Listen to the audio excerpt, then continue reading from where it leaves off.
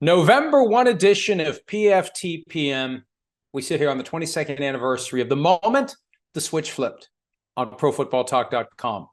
November 1, 2001.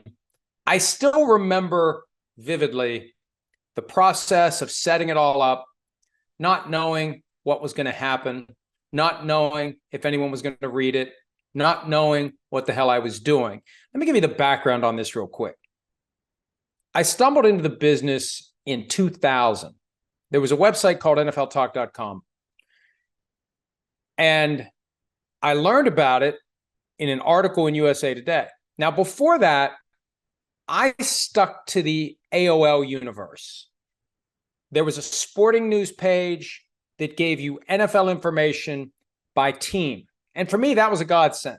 Spending all my years following the Vikings, you don't get a whole lot of coverage in the papers that focus on the Steelers. So the idea of having regular updates on what was happening with them and the other teams, that was great. And I had never really ventured beyond what you got for your monthly fee at AOL. I learned of NFLTalk.com. I started reading it every day. Early June, they were looking for writers. Yada, yada, yada. I sent in a sample. Yada, yada, yada. They hired me. Although hired, they didn't pay me anything. But I did it. I enjoyed it. There was something about it that I liked. I thought I was good at it. I was writing columns a couple times a week. They started having me do more stuff. I started doing more stuff. They weren't paying me. At some point, my wife was like, "Why are you doing this?" And I like it. I remember saying, I like it. It's fun. It doesn't cost me anything. And who knows where it may lead. And here it's led 22 years later. In the interim, NFLTalk.com went under in early 2001. The tech bubble burst for the first time. I don't know how many times it's burst. It seems like it bursts every so often. But it burst. NFLTalk.com and its parent company, Sports Talk, went under. ESPN came in and bought the carcass. And they hired some of the employees to provide content for the ESPN Insider Service in a way that simulated what was happening at sportstalk.com. They had the various verticals for football, basketball, baseball, etc. So I ended up somehow being the guy who got hired. It was a sitcom style premise where ESPN, I don't think, knew that I was practicing law full time while I was doing that kind of full time. I started to work on the ESPN stuff 5 a.m. until 10 a.m., get my work for the day done, go practice law, come back. It wasn't seamless. It wasn't perfect. There were days where I just couldn't do it. But I did that. And then initially it was on a 6-month contract. They offered me a 1-year extension. I still have it in my files. I found it not that long ago, and it's just amazing to see it. And instead of doing that, which would have been effective November 1, 2001, I decided I'm going to start my own thing. I'm going to do my own thing. And here we are, 22 years later.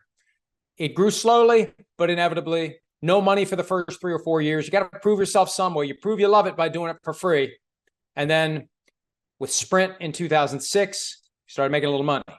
NBC, 2009, it changed everything. 14 years plus later, here we are, and we'll keep going for 22 years more, hopefully, if not longer.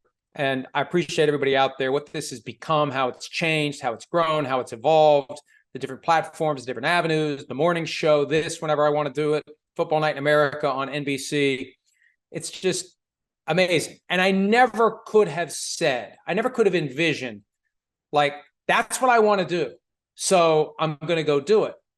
There was no job like this. There was no position like this. Like if I was trying to explain this to the 10-year-old version of me, the 10-year-old version of me would have just been sitting there glassy-eyed with, drool coming out of the corner of his mouth. I wouldn't have understood it. How would anybody understand it?